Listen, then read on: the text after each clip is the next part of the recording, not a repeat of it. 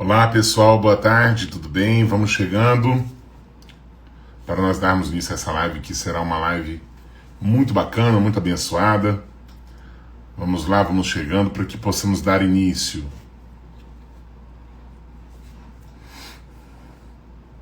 Boa tarde, Ferola, Ismael, vamos lá, gente, vamos pôr o aviãozinho para voar.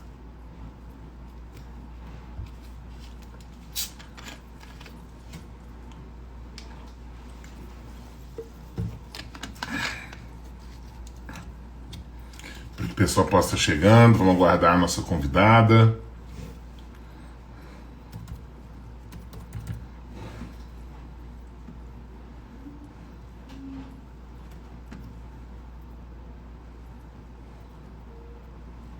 Hoje eu mudei o cenário, hein, gente?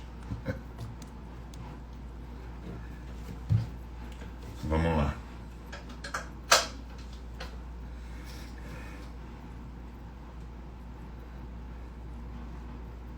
Boa tarde, Tiago.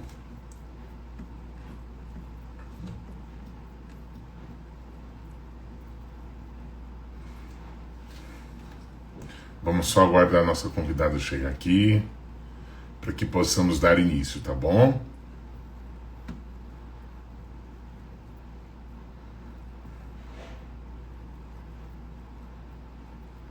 Aline, boa tarde pessoal, tá chegando, Heloísa. Daqui a pouquinho André Vermont conosco aqui, para a gente já poder dar início. Vai compartilhando essa live com outras pessoas. Arthur, só um minutinho, você não pode entrar aqui, filho? Eu vou tentar. Só um minutinho, tá bom?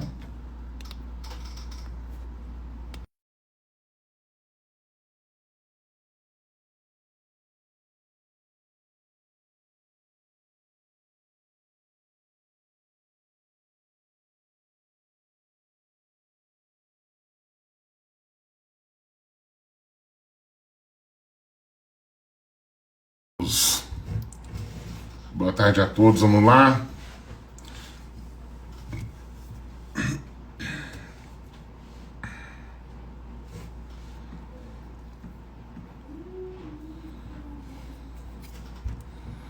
Deixa eu já convidar aqui a nossa participante de hoje. Pronto. Será uma tarde abençoada, viu, gente? Boa tarde, querido. Boa tarde, doutor André Vermont. Não repara não que eu tô deitada com o pé tá quebrado aqui, Valquir. Deixa eu te falar, é assim mesmo, hein? Esses dias Não uma é, amiga não. minha me falou, se a gente não para, Deus nos para, né? É. Que alegria, minha irmã, que alegria mais uma vez poder recebê-la aqui no nosso canal, para a gente poder trazer para esse povo tanto conteúdo, tanta proposta. Eu tenho certeza que você é uma pessoa muito respeitada, uma pessoa muito querida, muito amada por todos os que aqui estão. E, assim, falar de você com a minha equipe é chover no molhado. Então, eu tenho certeza que será uma tarde abençoada, né? Uma tarde, embora esteja com o pé quebrado, mas a alma está inteira. Louvado seja Deus pela sua vida. Graças a Deus. E, assim, eu fico muito feliz de poder... Eu conversava outro dia, eu não me lembro com quem, e me perguntou assim, a pessoa me perguntou, você a conhece? Eu disse, há alguns anos, eu não vou falar a quantidade, porque senão vão falar que eu estou velho por causa da barba branca, né, André? Fiz até a barba, André, ó, para participar da live com você. Fiquei na régua, igual o Jorge Henrique, então... Certo. Querida, seja bem-vinda, você sempre é bem-vinda aqui conosco, e eu posso dizer que essa tarde é sua. Estarei aqui apenas para poder lhe acompanhar, e aquilo que eu tiver no coração desejo de fazer algumas perguntas, considerações, eu as farei, até mesmo em detrimento de tudo aquilo que nós estamos vivendo. Certamente eu conversava essa semana com algumas pessoas, até mesmo pessoas ligadas à área da saúde, e nós, então, assim, discutíamos ali o quanto que a pandemia trouxe, além da Covid, outras coisas mais, né? E certamente essas outras coisas mais acabaram fortalecendo e ampliando ainda mais esta causa a qual nós iremos tratar e abordar aqui nessa tarde, que é a causa da depressão, que acaba culminando aí muitas vezes no suicídio. Então, você tem muita propriedade, tem muita condições, sim, total condições de estar abordando aqui. E a hora que você quiser, fique à vontade. Valquíria, eu quero agradecer a oportunidade, o convite de estar aqui com vocês nessa tarde de hoje. Agradecer todas as pessoas que estão aí conosco. O pessoal lá da Unimed Regional Sul está aí. Estiveram conosco ontem, estiveram hoje, estão participando aqui com a gente. É um prazer imenso estar falando com vocês. Estamos aí atingindo outros estados, outros lugares. Agradecer a presença do Fábio Marinho, Padre Fábio, que está aí conosco também. Fábio é uma sumidade, te sugiro em outra oportunidade chamá-lo também para estar com vocês. Só Escolhe aí basta ele uma... querer, viu? Não, você fala que eu mandei que ele obedece. Eu sou Pronto, a única pessoa que ele obedece. Fala pronto, que eu Padre mandei Fábio. que ele vai obedecer, você pode ficar tranquilo. Tá marcado. Para estar aí em outra oportunidade com vocês, que eu tenho certeza que ele tem muito a contribuir também sobre uma diversidade grande de assuntos. E hoje falar um pouquinho, né, sobre esse Setembro Amarelo que acabou aí essa semana, que é um mês de prevenção ao suicídio, né, que fala sobre prevenção ao suicídio. Mas hoje eu quero falar mais de vida do que de morte, né? Porque na verdade quem tenta suicídio não quer morrer, cansou de viver. Mas tem alguém falando aí que é fanático por mim, gratidão. É o Ismael Gratidão. Matos, da nossa equipe. Prazer, Ismael.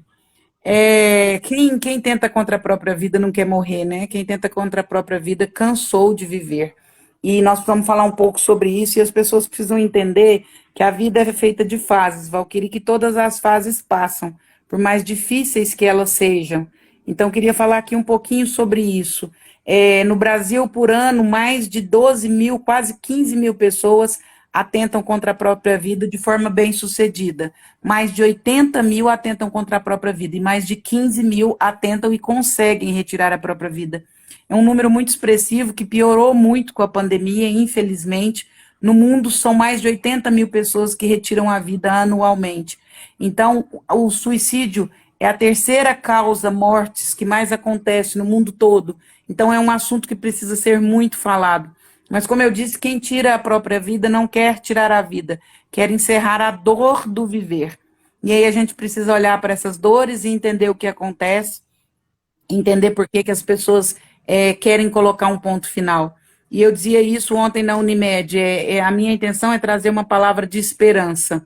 Nós nos afastamos muito da natureza e nós esquecemos que o que interfere na natureza interfere em nós. Assim como a lua interfere nas águas, nos animais, em toda a natureza está ligada.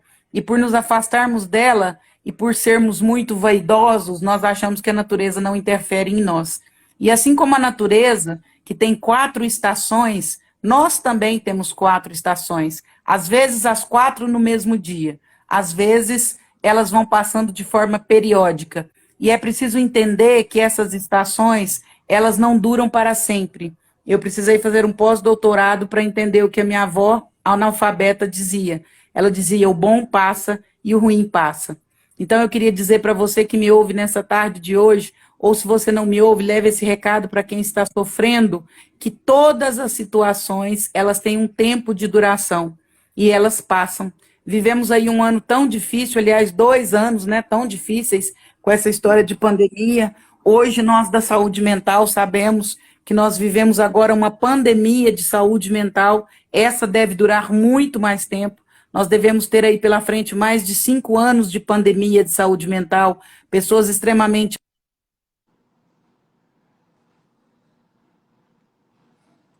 André, acho que travou, viu? Alô? Alô? Sumiu? Agora, Voltou? pessoal. Voltou. Não por causa da pandemia que as pessoas estão deprimidas. A pandemia agudizou os quadros. A pandemia fez com que os quadros piorassem. Então, se isso tudo também tem interferido em nós e está passando, por exemplo, a pandemia do vírus, todo o restante também que nos abateu pode demorar, mas vai passar. E aí a gente olha um pouquinho para as estações do ano e vê como isso acontece na natureza. No Brasil isso não é tão claro, mas na Europa isso acontece de forma muito clara. As estações são muito definidas: outono, inverno, primavera e verão. André, por que você está falando disso? Porque eu quero trazer para você uma palavra de esperança e te dizer que, independente de que estação da vida você esteja, vai passar. Se você está no outono, eu gosto de dividir as estações do ano em verbos. O outono, o verbo é eu paro. No outono, se você olhar para uma árvore, essa árvore está feia, caiu as flores, caiu os frutos, caíram os pedaços, caíram os galhos e fica lá uma árvore seca. E muitas vezes no outono a gente olha para algumas árvores e diz: talvez essa árvore não sobreviva. Outono é a época do eu paro. É o período da nossa vida em que a gente perde amigos, em que a gente perde dinheiro, em que a gente perde a saúde, em que a gente perde a companhia, em que a gente perde, como eu agora, a mobilidade, mas é período de parar, é período de aquietar, é período de entender o que está acontecendo com essa árvore, com essa natureza que é você. O Theo quer participar aqui da live. É período de parar para olhar para essa natureza que é você. No outono, eu paro. Quais têm sido as suas perdas atuais? O que você perdeu? Quais as pessoas saíram da sua vida? Quais as questões que você tem deixado pelo caminho? Quais foram as suas perdas durante a pandemia? Foi de saúde? Foi de dinheiro? Foi de emprego? Foi de mobilidade? Foi de alegria? Outono, eu paro. Eu paro e me olho. Eu paro e me reconheço. Eu paro e entendo o que está acontecendo comigo. Eu paro e percebo que eu sou humana, finita, que eu tenho dores, que eu tenho perdas, mas que isso não irá durar para sempre. Isso é apenas um período e vai passar. O outono da vida são aqueles momentos em que a gente tem que parar para olhar para todas as perdas e parar de fingir que nada está acontecendo. O outono é um período da vida em que a gente tem que se auto-olhar, ou olhar para si mesmo, se conhecer, se dimensionar, saber do que você dá conta, saber do que você não dá conta e aceitar as perdas, inclusive de pessoas. Algumas pessoas entraram na nossa vida e não é para sempre. E talvez não, nem era para ser. Com certeza existe uma sabedoria em tudo. Outono, eu paro. Logo depois do outono vem o inverno. O inverno é tempo de reparação. Inverno, eu me reparo. No inverno, em países como a Itália, as pessoas se juntam nas casas. A neve vai cair, então é preciso reformar as casas, reformar os telhados, reformar as janelas, reformar os móveis, olhar para tudo que está acontecendo ao redor. Inverno é tempo de reparação. Inverno é tempo de aquietação. Nos Estados Unidos, no inverno, as pessoas ficam semanas trancadas dentro de casa, porque a neve não permite que elas saiam. E aí elas ficam ali fechadas, mas naquele tempo de confinamento, elas estão revendo a própria vida. No inverno da nossa vida, é tempo de reparação. Eu tive Covid em janeiro, e acho que algumas pessoas aqui sabem que eu passei um período muito difícil. E foi o meu outono, eu paro. E agora, com essa queda e com essa quebra da perna e do pé, eu tenho vivido o meu inverno. Eu me reparo. É tempo de reparação. E reparar também no sentido que as nossas vozes diziam: repara, olha para você. Do que você tem precisado? O que você tem vivido? Quais são as suas necessidades? Quais são as costuras que precisam ser feitas, as emendas que precisam ser feitas, os bordados que precisam ser feitos neste inverno da sua vida? Outono, eu paro. Inverno, eu me reparo. Eu me recosturo. Eu me realinho. Eu cuido de mim. No Covid, eu tive várias perdas. E aí eu precisei me reparar, ir ao médico, fazer vários exames, repor várias vitaminas, fazer uma série de reparações. Outono, eu paro. Inverno, eu me reparo. Primavera, eu me preparo. Se você for olhar para os campos de trigo na Europa, os semeadores, os agricultores colocam o trigo no outono. O trigo é uma semente seca, muito seca. Se você quebrar, por isso ela vira uma farinha. Ela é uma semente seca que é semeada no outono. E no inverno cai sobre aquele campo de trigo mais de 10 centímetros de neve. E aí você diz, gente, mas essa neve congelou essa semente, isso não vai nascer. Mas na primavera, esse trigal se prepara para romper depois em grãos de trigo. Na primavera, eu me preparo. Na primavera, esse trigal, ele lança os galhos, e os galhos são lindos. Um campo de trigo ao sabor dos ventos é belíssimo. Tanto que o Saint-Exupéry, no Pequeno Príncipe, se apaixona, a raposa se apaixona pelo Pequeno Príncipe e diz que os cabelos dele ao vento se pareciam com campos de trigo. Na primavera, o trigal rompe os seus galhos e se prepara. Se prepara para quê? Para a florada que há de vir. Qual a preparação você faz na primavera da sua vida? Quais os sonhos você tem sonhado e não tem colocado em prática? Quais os cursos você precisa fazer para colocar os seus sonhos em prática? Quais os estudos? Ah, eu quero ser político. Como você precisou se preparar, Valquir? Quantos anos você semeou? Quantos anos o seu grão ficou enterrado na terra? Quanto gelo veio por cima? E as pessoas olhavam e diziam, essa semente já morreu.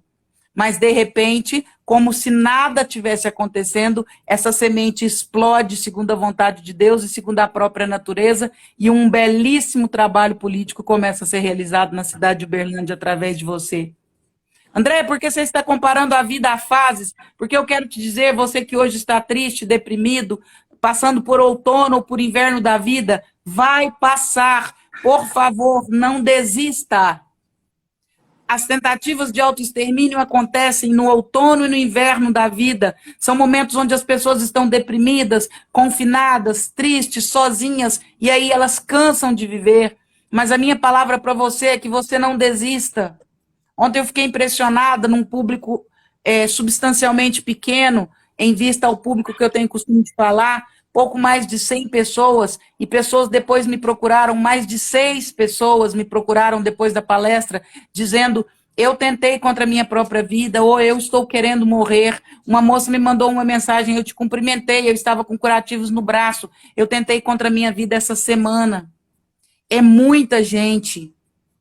É um número muito grande de pessoas para um público tão pequeno. 6 pessoas dentro de um público aí de 60, 70 pessoas. É muita gente. E nessa tarde de hoje eu queria te pedir, por favor, não desista. Por favor, busque ajuda. Por favor, seja ajuda. A pandemia do vírus nós vencemos com a vacina e com tecnologia da medicina. A pandemia de saúde mental nós só vamos viver e sobreviver com acolhimento. Primeiro, acolher-se. Todas as emoções são genuínas. A tristeza é genuína, o amor é genuíno, o ciúme é genuíno, a dor é genuína, a tristeza, o amor, a libido, todas as emoções são genuínas e elas não precisam ser julgadas. Acolha as suas emoções. Se está triste, esteja triste, assuma que está triste. Você não precisa fazer cara para ninguém, você não precisa fingir que está feliz, você não precisa ir aonde você não quer ir, você não precisa estar com quem você não quer estar. Não desumanize-se. Uma árvore não finge de cachorro para agradar quem está ao redor. Não finja o que você não é. Aceite as suas emoções ou adoeça. Acolha as suas emoções ou adoeça. E também acolha as emoções do próximo. Meu querido, me desculpa, mas não basta só mandar um WhatsApp dizendo estou orando por você. Isto é pouco. Domingo eu estava de perna quebrada e o Jorge foi à missa com a minha filha e o Fábio me mandou uma mensagem, o padre Fábio está aí com a gente, e ele disse, estou indo aí para sua casa ficar com você. E é só isso a mensagem. Estou indo para sua casa para ficar com você. Ele não perguntou se eu queria, ele não perguntou se eu podia, ele apenas veio para estar comigo e me fazer companhia. Com quem você tem estado? Quais as pessoas que você tem sido acolhimento? Quais as pessoas que você tem acolhido? Eu repito e me desculpa, mas dizer que está rezando só por alguém ainda é pouco. É 50% da ação. Eu preciso estar com outro. A pandemia de saúde mental, nós só vamos vencê-la se nós acolhermos a nós mesmos e acolhermos ao outro. Outono, eu paro. Inverno, eu me reparo. Primavera, eu me preparo. E verão, eu disparo. Por isso você vê agora nas revistas, Projeto Verão, emagreça setembro, outubro, novembro, para que dezembro, no verão, você esteja com um corpo bonito. O verão ele é preparado na primavera. O verão é a época do disparo, é a época de vencer, é a época que você está na sua vida política, Valquíria. É época de ser seta, é época de alcançar, é época de disparar em busca das pessoas, é época de disparar em busca de ética, é época de mostrar para essa cidade, para esse país, que dá para fazer política de uma forma diferente.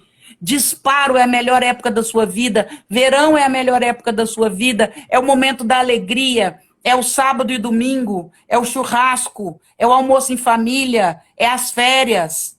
Para de viver outono se você está no verão. Está no sábado e está falando da segunda-feira. Ah, segunda-feira tem tanta coisa para fazer, não gosto nem de pensar. Então morre, trem. Desejo que você faleça. É o prelúdio da desgraça, né, Andréia? Pensa bem. Está de férias, está enchendo o saco. Ai, nossa senhora, parece que eu tô cansado de ficar à toa, parece que o tempo que eu tava trabalhando tava muito melhor, não tô fazendo nada. Misericórdia. Como era bom, né, comer as batatas do Egito, né? Não é? Sentindo saudade daquilo que era ruim. Se você está no verão, viva o verão. Se você está recebendo alguém na sua casa que você ame, ame. Se você está na sua família, esteja com a sua família, não esteja lá na Câmara, não esteja na empresa, não esteja na igreja, esteja com a sua família. Se você está tomando uma cerveja num churrasco, dance, cante, rebole, se alegre, porque o tempo da tristeza passa, mas o da alegria passa também. André, por que você está falando das 4 estações? Porque eu estou falando de Setembro Amarelo, porque eu estou falando de depressão, porque eu estou falando de ansiedade e porque eu estou falando de vida. A vida passa por todas as estações. E às vezes são 4 estações no mesmo dia. Até a relação sexual passa pelas 4 estações. O prelúdio da relação sexual é a primavera. Eu me preparo. É a melhor parte da relação sexual. É o beijo, é o abraço, é o toque, é a brincadeira. Depois da primavera, na relação sexual, o que vem? Vem o verão. Eu disparo. Literalmente. E depois da primavera, o que vem? O outono, a folha cai. E logo depois vem o inverno. Você se deita e se descansa, e a casa pode pegar fogo, porque você não tem perna para levantar e sair. Não é assim? E aí você se prepara no inverno para que você possa, daqui a pouco, explodir de novo na primavera. Toda a nossa vida é marcada pelas estações do ano, porque nós somos natureza, porque nós somos bicho e porque Deus é perfeito. Se a natureza tem períodos de tristeza, se a natureza tem períodos de ausência de beleza, se a natureza tem períodos de aquietamento, se a natureza tem períodos de preparação, você também os tem. E eu só queria te pedir paciência. Tenha paciência com esses períodos. Tenha paciência com essas fases, ainda que você esteja numa fase dura, ela vai passar. E se você está numa fase boa, comemore, porque ela também vai passar. A grande dificuldade, Valquíria, de tratar pessoas com depressão e com ansiedade, e eu tive depressão e tive ansiedade depois do Covid, crise de ansiedade, quem já teve sabe do que eu estou falando. Boa tarde, Fernando. André, que inclusive são sequelas do Covid, né? Sequelas do Covid, sim. E o grande desespero desse tipo de paciente é porque você acha que isso não vai passar nunca. Quando você está deprimido, você acha que você nunca vai sair daquilo. Quando você está com crise de ansiedade, você acha que nunca vai melhorar. E por isso eu comparo isso às estações do ano, para dizer que dói, que é difícil, mas passa. E vai passar. E o grande grito nessa tarde de hoje é: por favor, não desista. Por favor, espere a vida explodir de novo.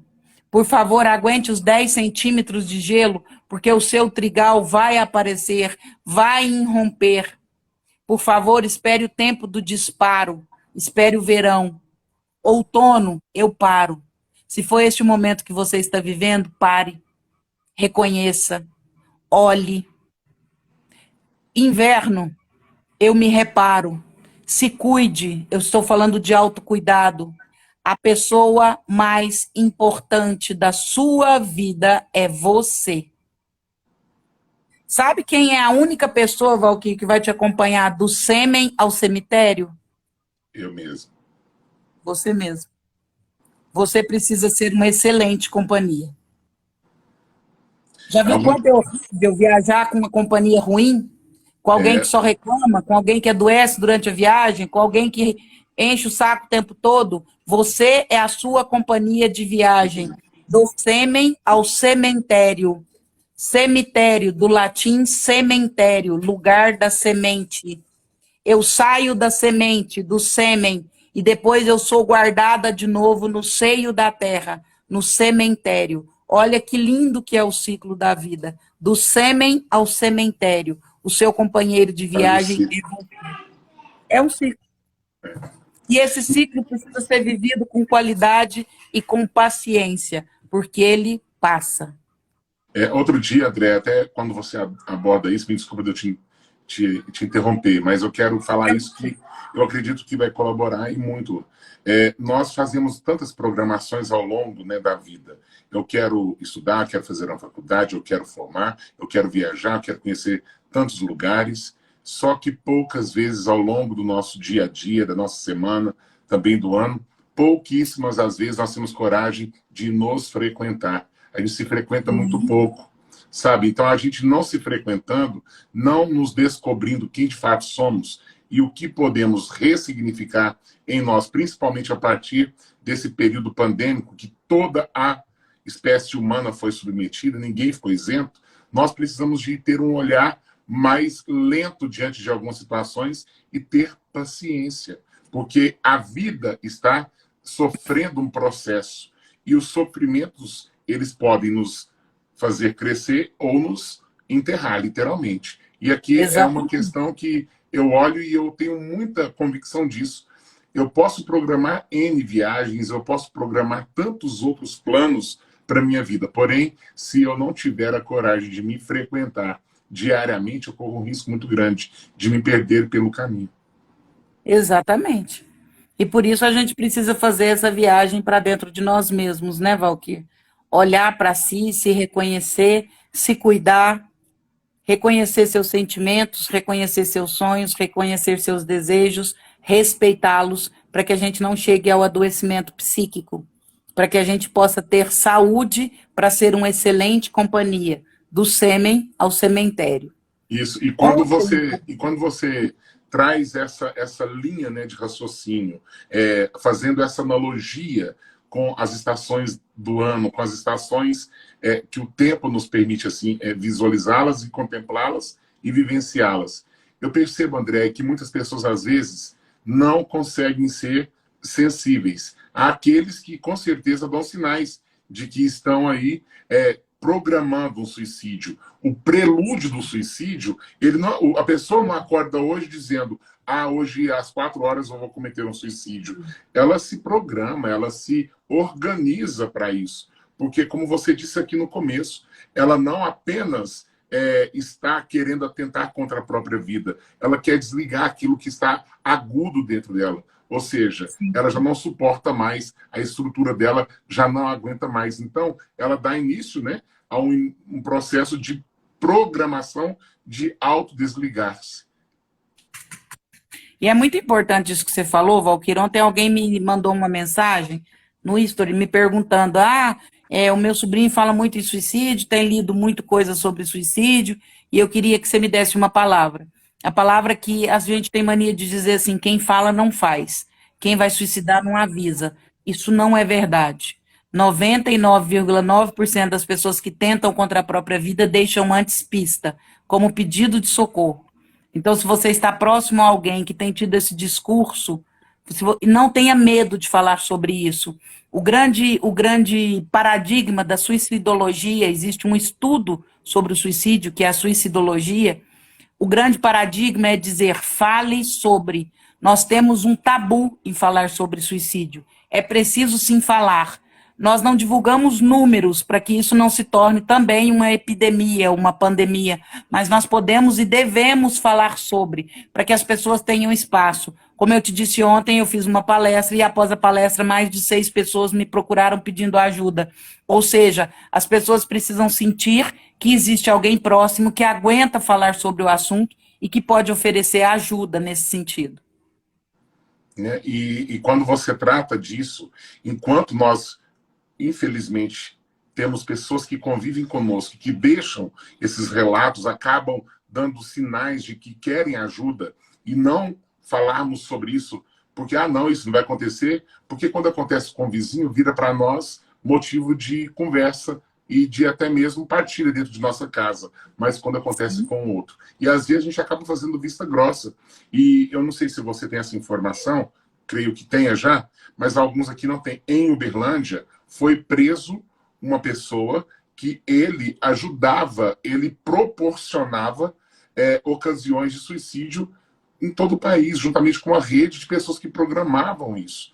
Então, nós temos que ficar atentos. Programavam, estimulavam e ensinavam como e Como de fazer. que forma fazer. É um absurdo, né? É muita psicopatia alguém se prestar ao serviço de ensinar as pessoas a tirarem a própria vida.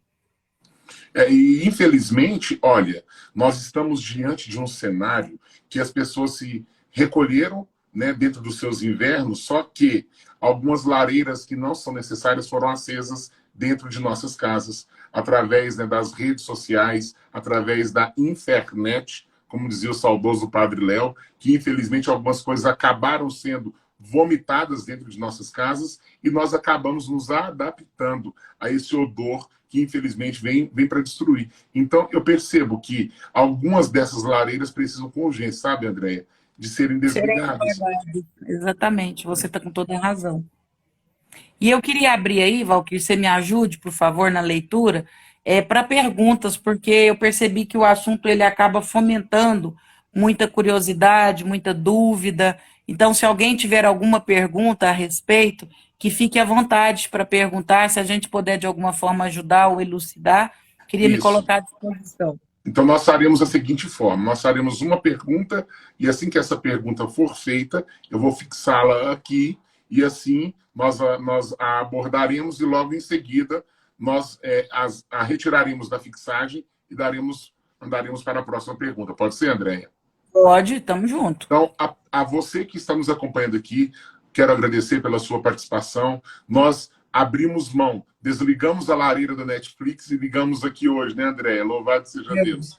Então, isso é bom. Você está tendo hoje, aqui, através desta grande mulher, uma mulher segundo o coração de Deus. A Andréia é uma das primeiras responsáveis pela minha evangelização. Então, eu tenho isso sempre como gratidão, Andréia. Você sabe disso. Então, assim, o tempo não estacionou entre nós, ele perpassa e Deus ele se faz, ponto. A Anne Prata, a ansiedade tem ligação com suicídio? Tem muita ligação com suicídio. A ansiedade, junto com a depressão, estão entre as principais causas do suicídio. A ansiedade é uma tristeza, né? É um excesso. Aliás, a depressão é uma tristeza. Depressão é excesso de passado. Ansiedade é excesso de futuro. E a ansiedade, ela causa muitos sintomas físicos. Um deles é a crise de pânico. E a ansiedade, de forma exacerbada, ela pode sim levar ao suicídio. Para que você tenha ideia, Valquir, no DSM, que é o livro de doenças de psicopatologias, que é o livro que a gente coloca o CID nas doenças, ou o Código Internacional das Doenças, só no capítulo de ansiedade nós temos elencadas mais de 32 doenças ligadas à ansiedade. Pânico é ansiedade, transtorno obsessivo compulsivo é ansiedade, transtorno positivo desafiador é ansiedade, e uma série de doenças. Transtorno de personalidade bipolar tem muito de ansiedade, transtorno de personalidade borderline tem muito de ansiedade. Então, a grande maioria das psicopatologias estão ligadas ao processo de ansiedade e, consequentemente, ao suicídio. Não tenha medo de procurar ajuda, não tenha medo de medicação. As medicações hoje estão modernas, com pouco efeito lateral, com baixíssima capacidade de dependência química e psicológica. O cortisol que é gerado no seu corpo durante uma crise de ansiedade faz muito mais mal do que a medicação. Procure ajuda. André, eu costumo dizer que a ansiedade e tantas outras dessas patologias que você acabou de elencar aqui fazem parte da pavimentação que chega até o suicídio, né? Então, isso, infelizmente, acaba acontecendo. Então Muito vamos lá, boa. próxima pergunta. Fiquem à vontade, a André está aqui hoje, já está deitada, está em home office, então ela está em paz. Não tô tão home não, viu, irmão? Tava viajando para Goiás. Eu não Nossa, paro, não. Eu vou de cadeira, mas eu vou. Tá Cadeira certo. Então, foi o Valquir que me proporcionou. Muito que isso, obrigado. estamos Você está aqui para diariamente ser com útil. suas orações. Uma vez eu aprendi com você, né, que São Francisco já dizia, quem não serve, não serve. Grande São Francisco, segunda-feira é dia dele. Segunda-feira é dia de São Francisco. Pessoal, alguém quer trazer alguma outra pergunta? Eu tenho certeza que não fiquem acuados, como a André disse aqui agora há pouco. Nós estamos aqui. Se você precisa de ajuda, peça ajuda. Se você pode ser ajuda para alguém, seja ajuda para alguém. Se você tem alguma pergunta, pergunte. Se você tem alguma pergunta, aqui a Ana trouxe outra pergunta. Por que quem tem ansiedade passa um tempo bem, depois de um ano piora? Tem cura definitiva? Ansiedade não tem cura definitiva, ansiedade tem controle. Depressão, sim, tem cura. Depressão, se bem tratada, ela pode ter recidivas durante a vida, mas a gente consegue falar em cura, porque depressão é uma doença. Ansiedade é um transtorno. Transtornos não têm doença, tem estabilização. O ansioso, ele vai tomar um remédio por um tempo, naquele período que a gente chama de crise aguda. Depois essa doença vai se tornar crônica, mas vai se tornar sob controle. E ele pode até, com a orientação de um profissional de saúde, talvez, ganhar alta da medicação, mas estar sempre em acompanhamento. Ele mesmo vai conseguindo se entender, se controlar, se equilibrar. Então, durante a vida, ele vai ter que saber lidar com essa questão, que é a ansiedade. Mas o ansioso, cura não tem, porque não é uma doença, é um transtorno de personalidade. Ok, vamos lá. A Zerri, ou deve ser a Zeri. Vou falar Zerri porque eu gosto do francês, estou brincando. Eu não sei nem o português direito, né? Ela vai perguntar, minha filha tem 16 anos... Minha filha tem 16 anos, ela estava tomando sertralina por crise de ansiedade, mas eu preferi que parasse com remédio e coloquei ela em uma academia. Achei que ela está se sentindo bem melhor por conta em decorrência dos remédios, né? Da retirada dos remédios. Isso. Azerri, eu vou te puxar a orelha. Só tira o remédio quem colocou. O médico colocou o remédio, só ele pode retirar. É muito perigoso substituir. Tem gente que diz, eu parei de tomar remédio, fui fazer academia. Academia não substitui remédio. Minha terapia é sair para caminhar, minha terapia é correr, minha terapia é comprar, minha terapia é beber. Nada disso substitui terapia. Só pode retirar remédio quem colocou o remédio. Nós precisamos ser responsáveis. A crise de ansiedade ela é como um elástico. Quando eu compro, ele está encurtado. Se eu estico, ele fica um pouco maior. Se eu estico mais, ele fica um pouco maior. E aos poucos ele vai enlarguecendo. A primeira crise de ansiedade, eu tomo remédio, paro com o remédio, ela está assim. Quando essa crise voltar, ela está assim. Quando essa crise voltar de novo, ela já está assim. E vai chegar num momento em que ela fica insuportável. Então tem que ter cuidado com retirada de remédio. Uma vez que você retira um remédio sem autorização do médico, você queimou aquele remédio. Seu organismo reconhece aquele remédio e numa próxima oportunidade você vai precisar de um remédio mais forte, porque aquele já não se adequa mais ao seu quadro. Já se blindou, né, em relação àquele medicamento. Queima o remédio. Agora vamos lá, o Isaac está perguntando... Hoje, nesses adesivos de se mostrar feliz, penso que isso aumenta os problemas mentais. A necessidade, eu acredito que ele quis, deve ter sido o corretivo dele aí. Eu não sei. Eu acho que cada um sabe do que dá conta, né? Não sei. Tem gente que gosta de se mostrar feliz sem estar. Eu não consigo falar sobre essas pessoas, né? Eu sei que eu não dou conta e eu acho que tem que ser assim. É aquilo que eu disse, né? Se você negar os seus sentimentos, que são genuínos, você vai adoecer. Isso perde até mesmo a autenticidade, né? Claro. Bom, André, tem aqui outra pergunta.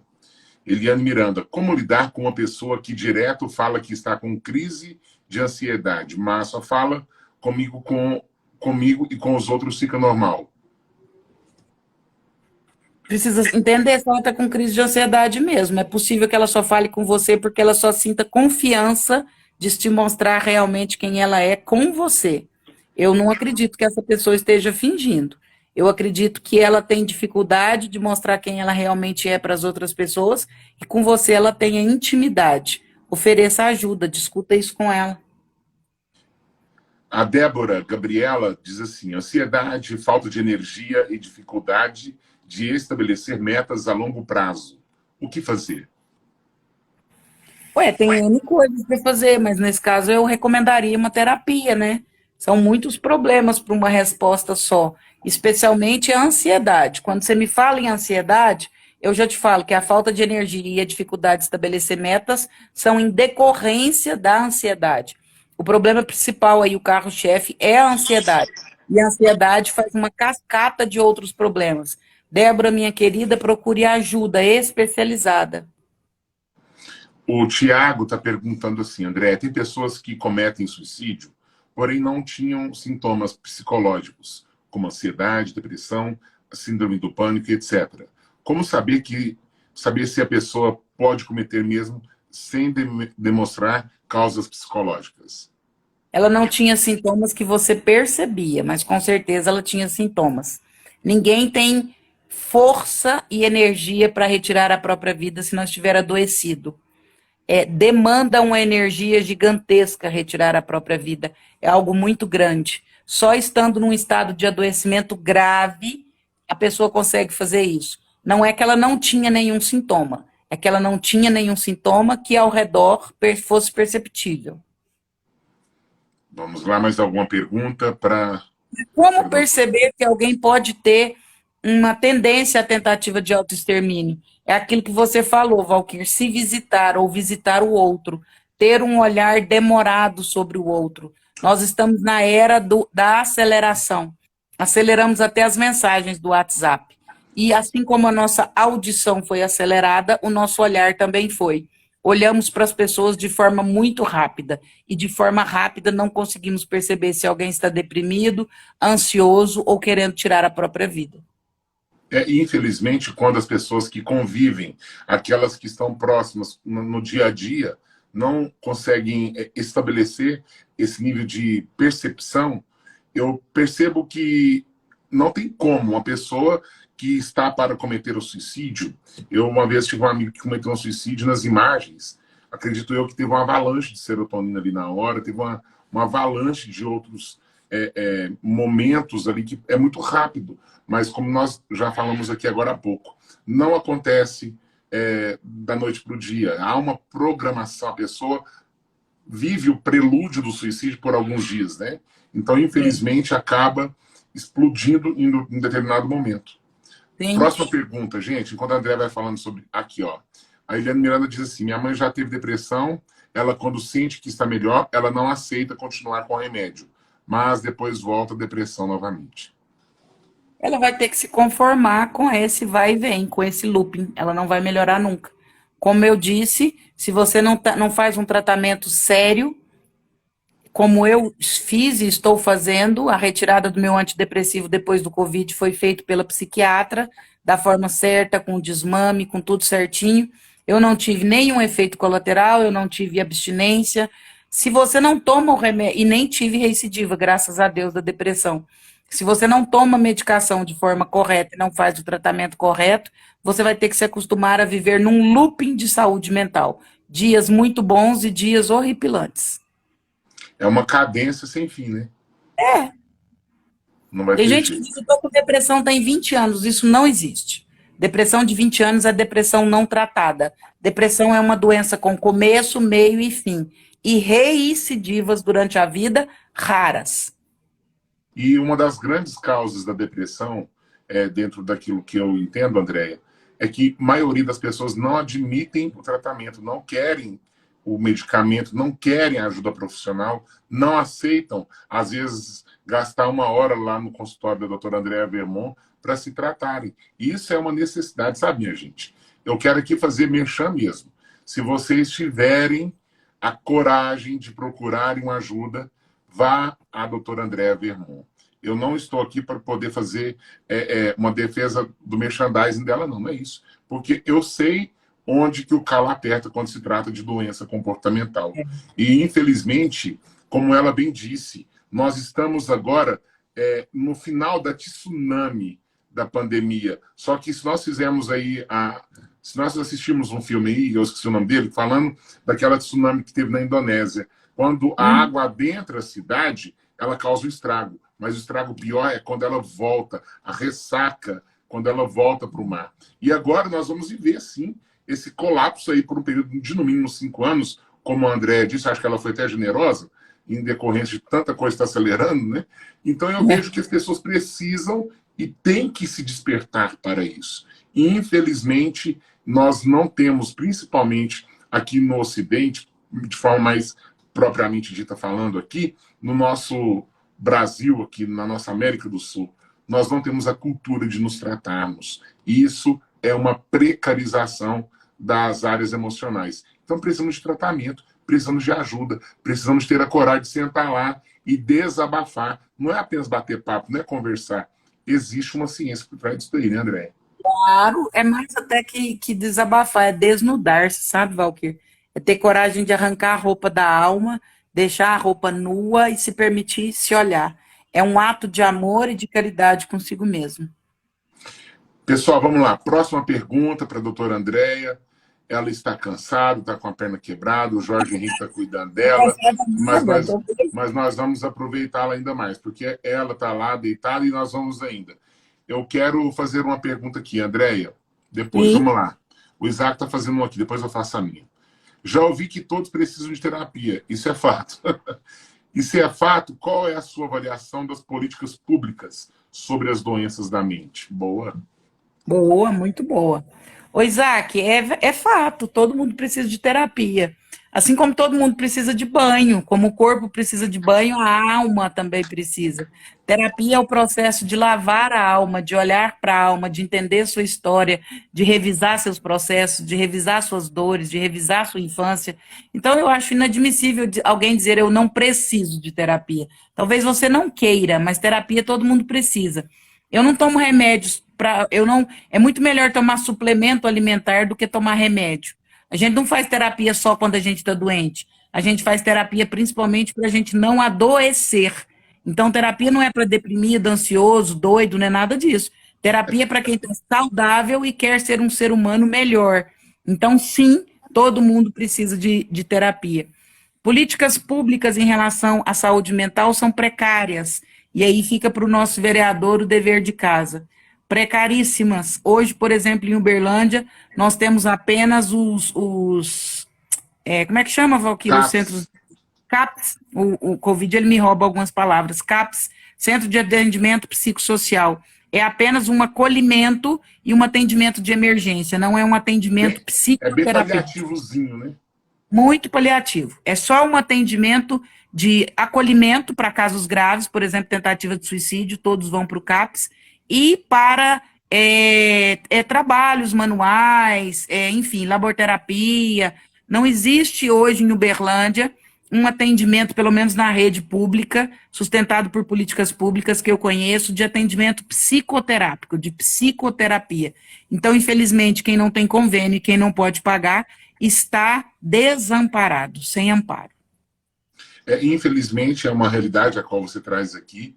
Por exemplo, um tratamento psiquiátrico na rede pública hoje, principalmente nos OBSFs, aí, nos próprios postinhos mais próximos das residências, é tratado de forma coletiva. E, às vezes, é até bom até um certo momento, mas a especificidade de algumas situações demanda de um atendimento mais rigoroso, mais profundo, tem que ser algo mais denso. E há uma precarização, e isso já é algo que a gente tem pensado há algum tempo.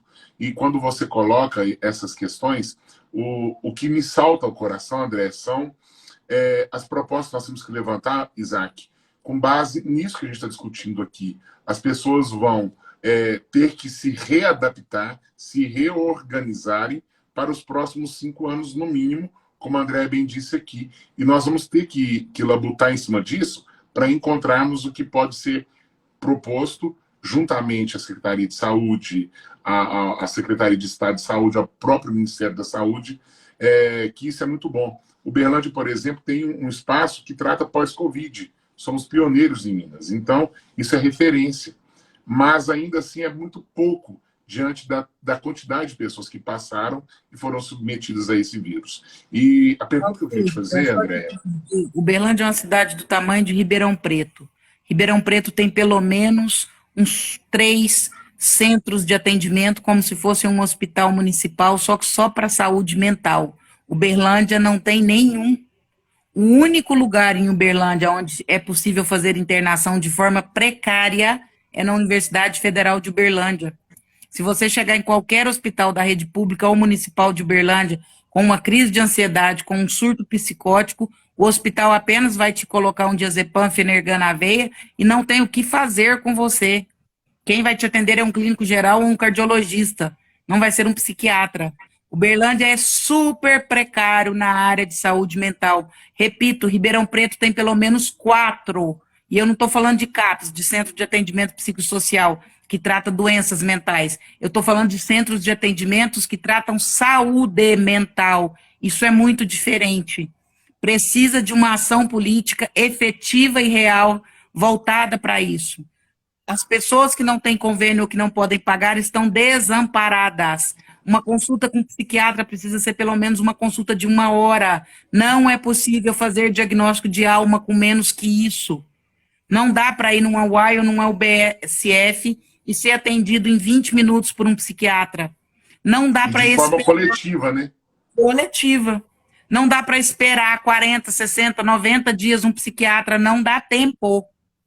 Então, precisamos urgentemente encampar um movimento disso em Uberlândia, para que minimamente nós possamos nos igualar a uma cidade que tem o mesmo número de habitantes que nós e que está anos-luz na frente em relação à saúde mental. Não estou falando em relação à doença mental. O que nós temos em Uberlândia é quase anterior à luta antimanicomial. É ainda da época da luta antimanicomial. Nós temos o Hospital Escola da UFO, que acolhem pacientes com surto psicótico por poucos dias e os pacientes ficam lá internados, mas mesmo assim de forma muito precária. Se você precisar de uma internação em Uberlândia, nem particular não tem.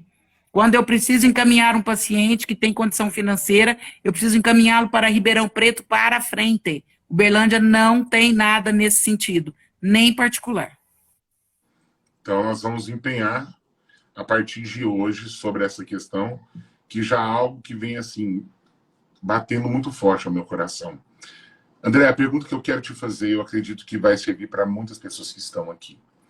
As pessoas que estão lutando hoje, principalmente dentro dos seus relacionamentos afetivos, o que tem acontecido de forma mais alarmante e gritante nesse tempo pandêmico que tem ocasionado aí tanta separação, tanta progressão dentro dessas doenças que já citamos aqui e que acabam levando um dos dois do casal aí a cometer o suicídio.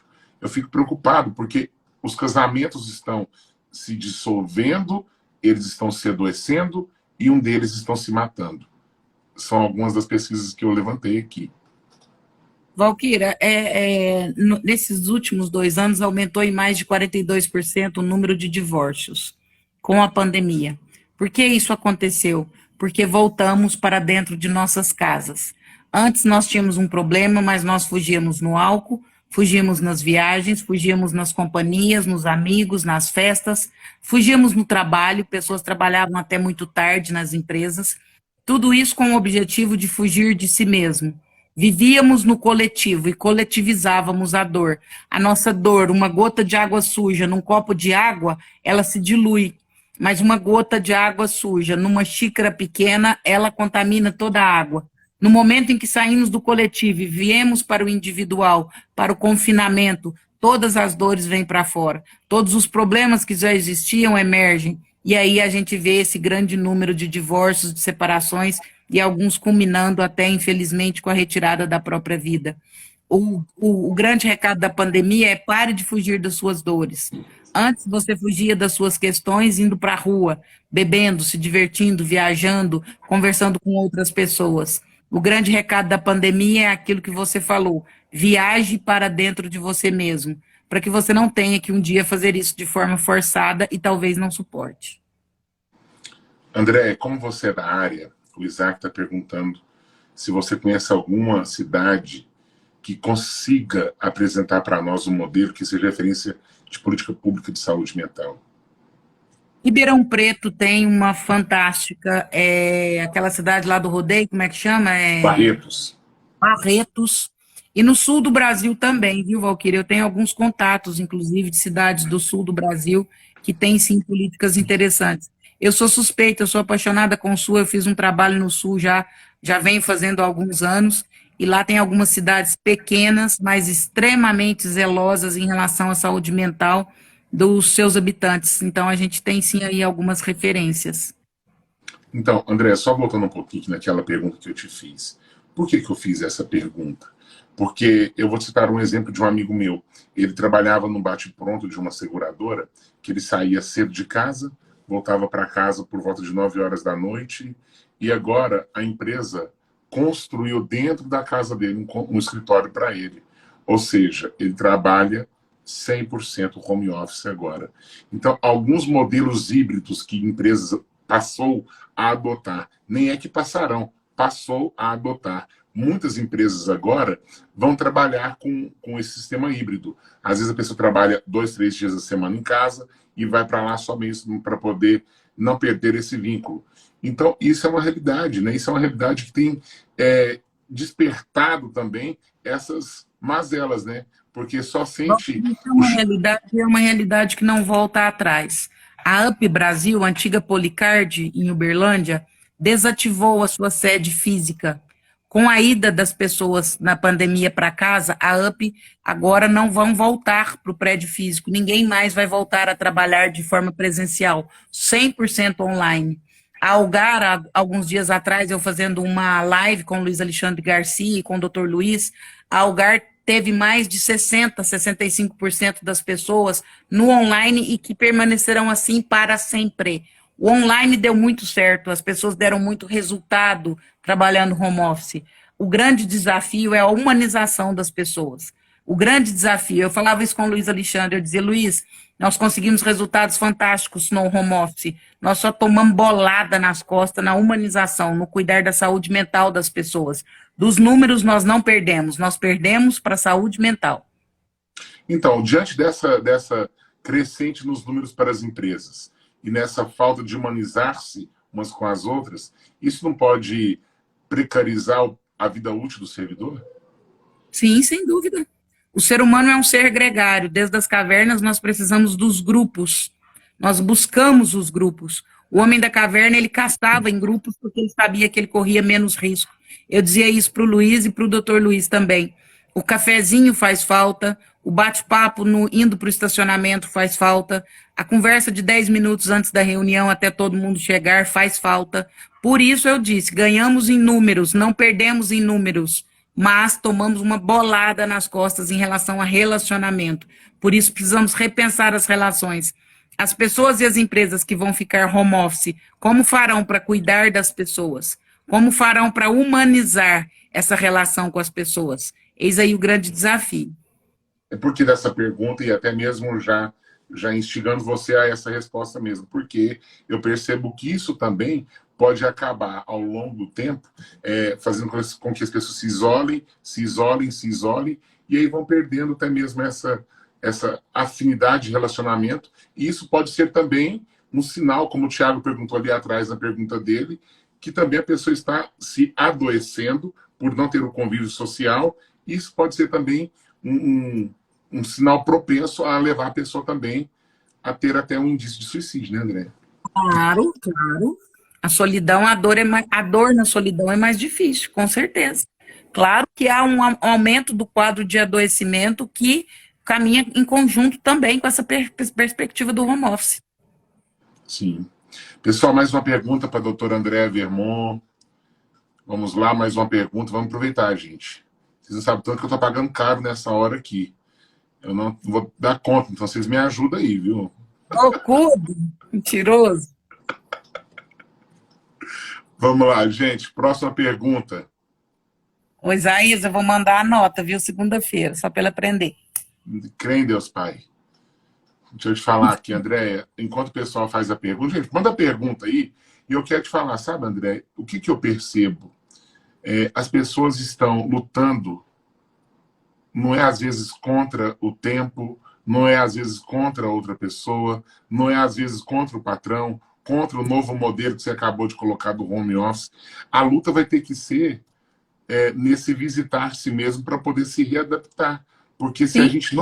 se a gente não se adequar a isso, eu particularmente não sou muito dado e nem tenho muita adesão a essa frase, né, o novo normal. Mas eu acredito que a pessoa tem que ser normal para aceitar esse novo tempo.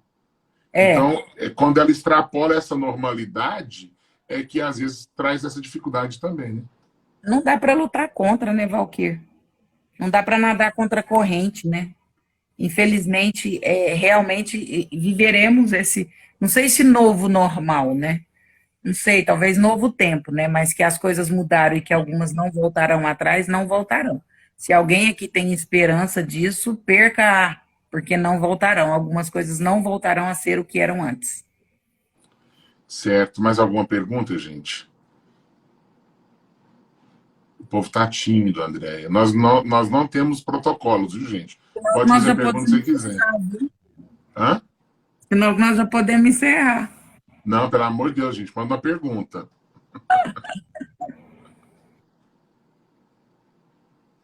Gente, a Andréia quebrou a perna em casa, viu, gente? Tem Foi no sido meu trabalho, difícil. foi no consultório. Foi no consultório? Foi trabalhando. Quem dera tivesse bebendo cerveja, Não. não foi? O Tatal está perguntando aqui, Andréia, o que esperar das crianças no futuro em relação a isso que elas sorveram agora, nesse período de pandemia? Tatal, para começar, que nós já temos aí um déficit que vai se expressar nos próximos anos. E é um déficit gigantesco, não é só com as crianças. Você imagina que uma criança de 1 a 2 anos, ela está aprendendo neurologicamente, maturando sua parte relacional. A criança que nasceu em 2019, ela não se relacionou com ninguém até hoje. Nós já temos aí um déficit neurológico. A criança dos 7 aos 9 anos, ela está maturando todo o seu sistema neurológico em relação à sua autoestima. As crianças que fizeram 7 anos em 2020 até 2021 não amadureceram em relação à sua autoestima, porque tudo isso se faz no coletivo. Nós temos alunos de medicina que estavam no 8º período ou no 10º período, que passaram 2 anos online e se formaram sem fazer internato. Nós temos engenheiros que estavam nos últimos 2 anos de engenharia e que se formaram sem nunca ter visto colocar um viaduto de pé. Nós temos psicólogos se formando que nunca fizeram uma aula de anatomia ou de neurologia. Aí, Tatal, você imagina o tamanho do buraco que nós estamos falando. Como disse o Valqueira, a hora que a onda voltar, a coisa vai ser um pouco mais complicada e mais de longo prazo. A pandemia era o tiro inicial, o que vem depois é que é o mais complicado. Nós estamos falando de crianças sem maturação neurológica. O filho de uma paciente minha, outro dia, ela levou ele para a escola pela primeira vez. Ele nasceu em novembro de 2019. Ou seja, ele está com 2 anos e pouquinho. Ele conviveu nesses 2 anos e pouco com a mãe, o pai e a avó. Somente. Ele só conviveu com 3 pessoas. Quando ele chegou na escola, na porta da escola, as crianças estavam saindo e ele perguntou para a mãe dele: Mãe, aonde estava escondido esse tanto de menino que eu nunca tinha visto? Ele nunca tinha visto outras crianças. Então, nós temos aí um problema sério que vai perpassar por todas as gerações.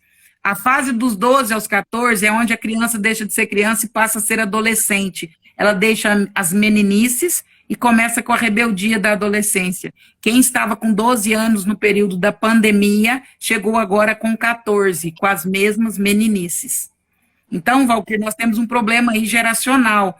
Toda a nossa geração foi impactada por esse meteoro. E todos iremos sentir, de alguma forma, alguma questão. Próxima pergunta aqui, Andréia. A Anne vai dizer assim: A prima dela tem 16 anos, toma medicação contínua e vai na psicóloga e psiquiatra. Mesmo assim, já tentou suicídio. Tenta o suicídio, já tentou 2 vezes, mesmo com tratamento. Isso já tem mais de 1 ano de tratamento, porque não está dando resultado. Precisa dar uma olhada, né? Precisa conversar com o psiquiatra, com o psicólogo, e talvez, se for o caso, trocar de profissional, trocar de abordagem, trocar de perspectiva. Porque 1 ano é muito tempo, né, Andréia? Se tratando de saúde mental, não, mas já teria dado tempo de estabilizar, sim. Pelo menos estabilizar. Melhorar, talvez não, mas estabilizar, sim. Quando eu falo assim, dado tempo, é nisso mesmo que eu estou dizendo. É o resultado, né? Já poderia ter começado a colocar, Já pelo poderíamos menos estar colocar o. colhendo alguns frutos, sim. Né? A Zerri vai dizer assim novamente, doutora, como diagnosticar que a pessoa está com crise de ansiedade sem menos fazer um exame? A médica dizia que o adolescente tem aquela doença que chama TAB e entrar com medicamento. Me responde, por favor. Não entendi. A criança tem o quê? A criança está com crise de ansiedade sem ao menos ter feito um exame e a médica dizer que o adolescente tem aquela doença que chama TAB, eu não entendi, foi o TAB, deve ter sido o corretivo dela. E tem que entrar com medicamento, tem que entrar com medicamento. O que eu entendo que ela quer perguntar? Foi na médica, a médica Saber falou se o médico acertou sem ter feito nenhum exame. bola de É isso? cristal? Não, não existe exame para ansiedade. O exame para ansiedade é o relato do paciente. Se o médico diz que ele está, possivelmente ele esteja sim. O exame, não existe exame para ansiedade. Existe a partir da escuta. Se o médico diz que ele está, talvez ele esteja. E talvez você ou a mãe esteja com dificuldade de aceitação desse diagnóstico. Aqui, ó, o pessoal da Mãe Rainha está perguntando. Ela disse que tem uma criança diante desse flanco que você abordou aí, que vai respingar em todas as gerações. O que fazer com essa criança agora? Aí não há o que fazer. É, parece fatalista, né? Mas não é. Nós precisamos. Agora aconteceu, o meteoro já bateu. Agora é minimizar os acontecimentos. Agora é voltar essas crianças para a escola o mais rápido possível, de forma segura. Mas, por exemplo, o que eu vou fazer com um médico que se formou e que não fez internato? Nada. Não há o que fazer. O médico não vai voltar para a faculdade. O que fazer inclusive, a maioria das faculdades de medicina no Brasil adiantaram as formaturas. São 12 períodos para se formar para medicina. Quem estava a partir do 10º período podia solicitar a formatura durante o período de pandemia. Quão grave era a situação. Então, nós vamos agora minimizar os problemas, mas resolvê-los não. Agora é minimizar os problemas. Infelizmente, os problemas já aconteceram. Por exemplo, minha filha voltou para a escola, uma adolescente de 4 anos, mas em certos aspectos infantil. E aí? Ela tinha 12, agora ela está com 14, mas em certos aspectos extremamente infantil. O que tem que fazer? Nada. Ela vai ter que voltar com 14, um pouco infantilizada, e ter que ir lidando com isso, com terapia, com a escola, às vezes não necessariamente com terapia, mas ir se ajustando. Infelizmente, o meteoro bateu, tá aí, tá posto. E colocar para fora também a bagagem que a vida nos possibilitou ter até aqui. Eu estou falando em relação aos meus aqui, por exemplo. É voltar a ter um convívio social, voltar para as Sim, pracinhas, voltar a ter um convívio, não tem jeito.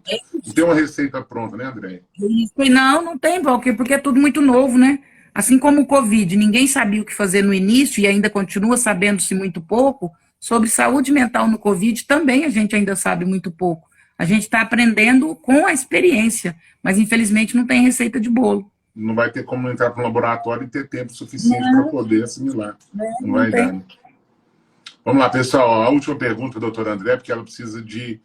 Vamos lá, olha aqui, ó. O home office fez sentido quando aproveitei o tempo para melhorar minha vida, qualidade de vida. Enquanto eu estava mantendo minha mesa no quarto e terminava o trabalho, ia para o sofá. Notei bastante solidão. Sim, com certeza. Home office é ir se confinar, né? Ficar sozinho. E aí a solidão acaba aparecendo mesmo, é fato.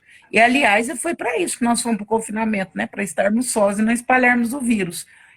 custo-benefício. O custo foi alto, mas era o que nós tínhamos que fazer para obter os benefícios da não contaminação ou não disseminação do vírus. Mais uma pergunta aqui, Andréia. André, a sua xará, ó.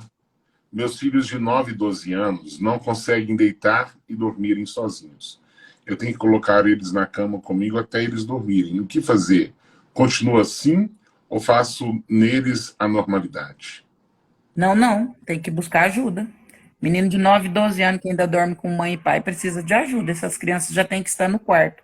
Dormir com os pais a partir de certa idade é um prejuízo enorme para a criança.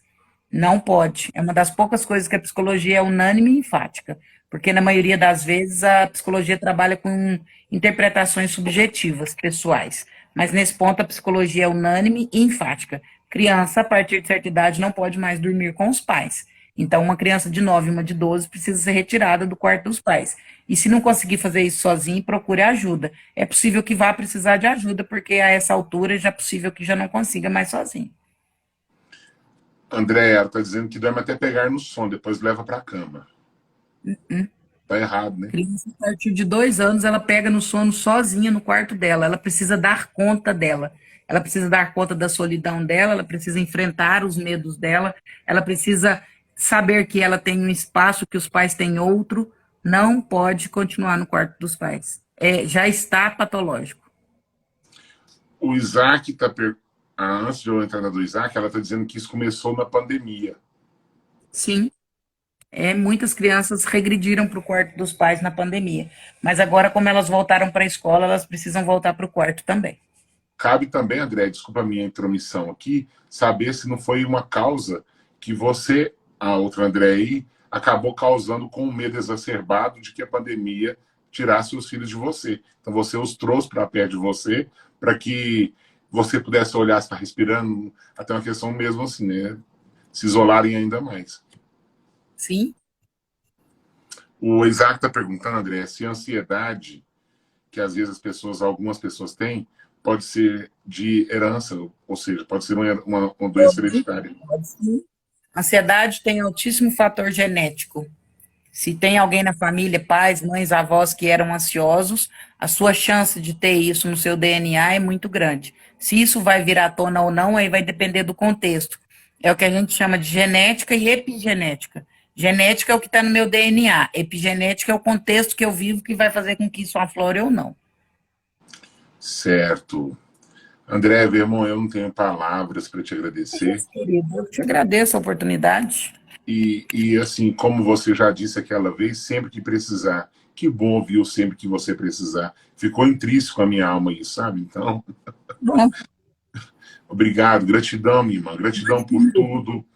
Eu quero agradecer imensamente assim pela sua disponibilidade em estar conosco nessa tarde de sábado. Optamos em apagar aquela lareira que era desnecessária para a gente acender essa aqui.